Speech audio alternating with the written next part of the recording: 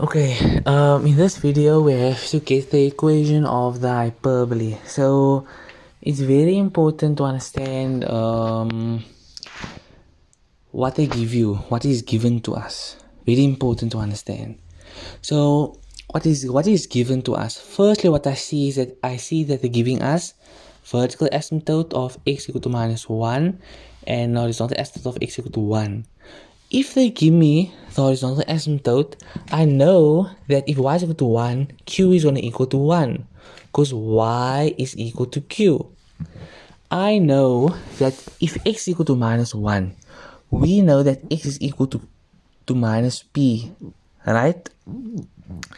So if x is equal to minus 1 and x is equal to minus p, I know that minus p is equal to minus 1. Therefore, p is equal to 1. Divide by negative 1, divide by negative 1 on both sides. Get rid of that negative 1. So therefore, p is equal to 1. Please make a very important note of this because learners do get mistaken over here.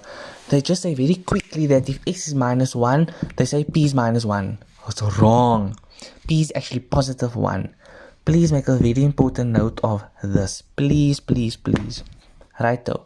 So we got p and q. So now we can say, okay, y is equal to a over x minus p plus q, or x plus p plus q. So therefore y is equal to a over x plus 1 plus q. Okay. So what are we looking for? Plus 1. We know the q value is plus 1. So what are we looking for? We're looking for this a value. Okay, we're looking for this a value. But there's x and there's a y. So there's x and a y. So if we can have a coordinate laying on the graph, then we can just substitute that coordinate into this equation to get the corresponding y value. You understand? So there's and there we have another point that's lying on the graph. Okay, so this point we can substitute into that equation. So we're going to substitute 2 and 0 in that equation to solve for a. 0 is equal to a over 2 plus 1 plus 1. 0 is equal to a over 3 plus 1. Take over that 1. Minus 1 is equal to a over 3. Minus 1 over 1, right? Then you cross multiply. A times 1 is a, and minus 1 times 3 is minus 3. And therefore a is equal to minus 3.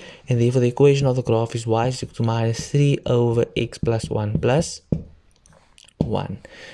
And that is the equation of the graph.